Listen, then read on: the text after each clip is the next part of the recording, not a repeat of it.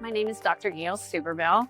I'm a professor of English here at Baton Rouge Community College, and I'll be starting my 25th year here in the fall, teaching English composition and literature courses.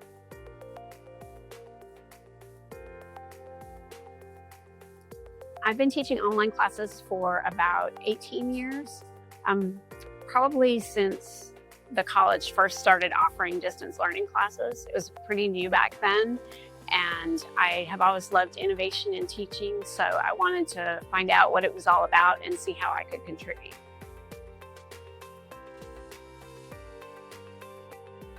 I'm a Quality Matters peer reviewer, which means that I get to see the classes of other faculty around the country, and I get inspired by the ideas and innovations that they've used in their online courses. And I'm also planning to attend a conference called QM Connect this fall. And I do lots of professional development stuff to always make sure that I'm staying up to date. I also completed at LSU, there was a learning experience design set of courses for professional certification. So I completed that certification fairly recently. That helps me to stay up to date as well.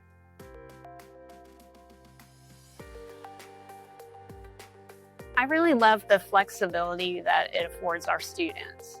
Many of them are students who have other obligations like family or work obligations, and so having online classes allows them the flexibility so that they can still continue their education.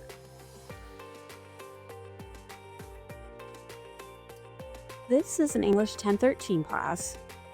It was the first class here at BRCC to be QM certified, so that means it underwent a rigorous review process, being evaluated against a rubric of internationally accepted standards in online course design. This class is a first-level college composition course.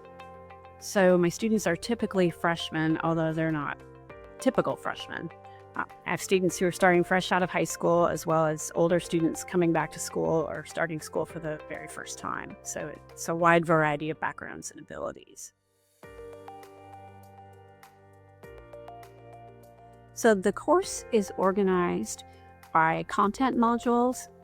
And what you can see here is the very first content module, which is the Start Here module.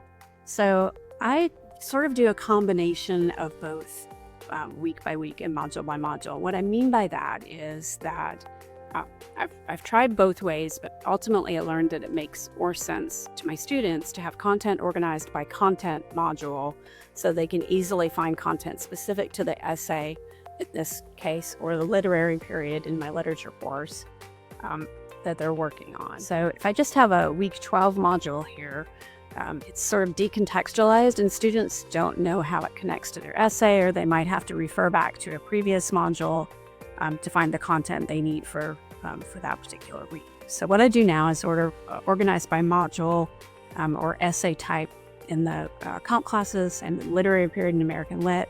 And then what I do then is I post weekly announcements that also help to guide students to specific ideas or assignments for that particular week. So let me go back here. I'm going to get out of student view and show what the entire class looks like. So it's organized by modules. So here's the Start Here module. You can see that these are things that students have to view here, and then these are activities for students down here at the bottom. So this module, module 2, would be their first essay module, and each module is set up in exactly the same way so that students always know what to expect. So the first thing they see is an overview of the essay they're about to write. Then they get specific information about their assignments. After that, then they've got a series of activities that they'll complete prior to submitting the actual essay down here.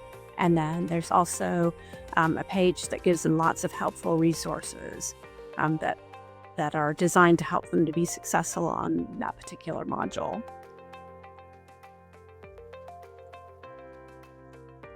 I took online classes for my doctoral program, so I got to experience online classes firsthand as a learner, and to see what best practices look like, as well as what not so best practices look like. I also have been a Quality Matters peer reviewer and now master reviewer for a really long time. So having my own classes go through the Quality Matters review process was really eye-opening and changed my course content and structure in fundamental ways.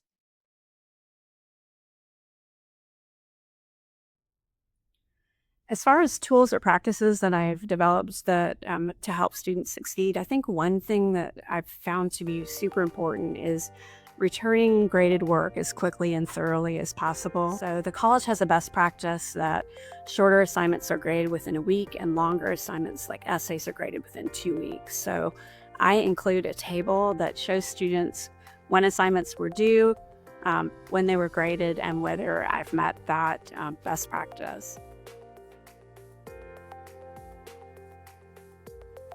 So here in English 1013, I think it's really important to scaffold assignments. So what I mean by that is that students do a series of assignments that build on one another until the assessment, which is the essay for that particular module. So in terms of assessing student learning, so first they'll have a series of low stakes assignments. So they'll read over the materials in the module, and then they have a check your knowledge quiz here. It's a self-graded quiz, so it populates their score immediately, so they get immediate feedback about how they've done on that on that check your knowledge quiz. Then the second step that they do is perusal. So they go to perusal and they annotate the essay that they're writing about. Perusal also provides them with immediate feedback, tells them what score they got, and explains why they got the score they did. Then they write their rough draft, and the students will complete 3 activities that are low stakes activities that are designed to give them some immediate or very quick feedback about their performance on that particular activity. So there are activities, which are low stakes assignments that help students learn the material and practice skills. And then there are assessments, which measure student learning.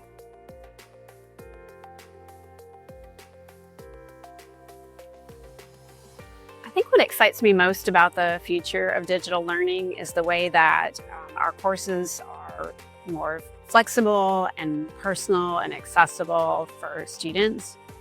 Students can access materials in ways that suit their lifestyles and learning styles. And as instructors, we have access to tools that help us to create meaningful experiences for our students.